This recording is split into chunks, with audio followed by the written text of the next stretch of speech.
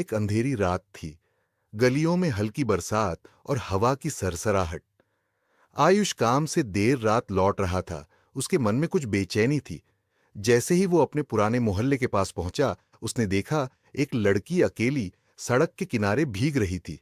उसका चेहरा साफ दिख नहीं रहा था, मगर उसकी आंखों में गहराई थी। आयुष ने बाइक रोकी। क्या तुम ठीक हो? लड़की ने चुपचाप सिर हिला दिया, फिर बोली, क्या तुम ये घंटी बजा सकते हो? उसके हाथ में एक प्राचीन धातु की घंटी थी, काली, भारी मगर चमकदार। आयुष ने घंटी लेते ही महसूस किया जैसे उसके हाथों में कोई रहस्य आ गया है। लड़की ने आगे कहा, इस घंटी को बजाओ और सोच समझकर जो भी देखोगे बताना, बस झूठ मत बोलना। आयुष थोड़ा डर गया, मगर खुद को मजबूत बनाकर घंटी बजा दी, और अगले पल पूरी दुनिया बदल गई। वह सड़क अचानक मिलिट्री कैंप की तरह लगने लगी। सैनिक, लहराते झंडे, और अचानक सब गायब।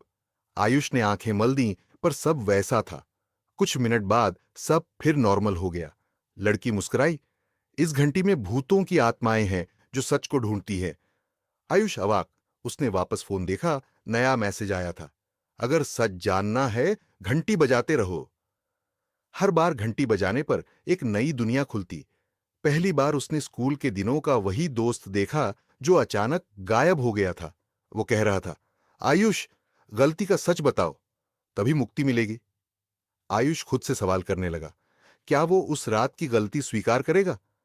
उसने घंटी फिर बजाई। अब वो खुद एक सुनसान मंदिर में था। वहां एक वृद्ध साधु बैठा था। वृद्ध ने पूछा, बेटा, किसी को माफ किए बिना चैन नहीं मिलेगा? आयुष ने आंखें बंद की, बीती गलतियों के बारे में सोचा। तभी घंटा बजा और वो फिर होटल की लाबी में पहुंच गया। लोग चीख रहे थे। कोई कह रहा था, आयुष, देखो, तुम्हारी बेईमानी का राज सबके सामने है। घबराकर वो भागना चाहता था, पर लड़की सामने खड़ी हो गई।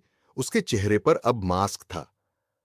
अब तय करो, क्या दिल में डर छुपाकर रहना है या सच बोलकर इस रात से बाहर निकलना है? आयुष ने हिम्मत जुटाकर कहा, मैंने कई बार सच को छुपाया, मगर अब सब मानता हूं। तभी उसके सामने वो दोस्त, वो वृद्ध, सबके चेहरे आ गए। माफी मांग लो और घंटी बजाओ। आयुष ने सबके सामने स्वीकार किया, अपनी गलती, अपने डर, अपने दिल की दुविधा। घंटी बजते ही सब गायब हो गया। वो अपनी बाइक पर उसी रात वही लड़की मुस्कुराती खामोशी से बोली, तुमने अपनी सबसे बड़ी लड़ाई जीत ली।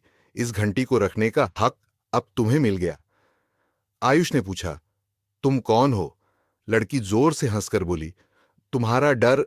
अब मैं सिर्फ एक कहानी हूं। दोस्तों, कभी कभी हमारी खुद की सच्चाई सबसे बड़ा रहस्य होती है। हर डर का सामना कीजिए, घंटे की गूंज में छुपा सच कबूल कीजिए। आपको कैसी लगी ये कहानी? कमेंट में जरूर बताएं और सुनते रहिए रात की कहानियां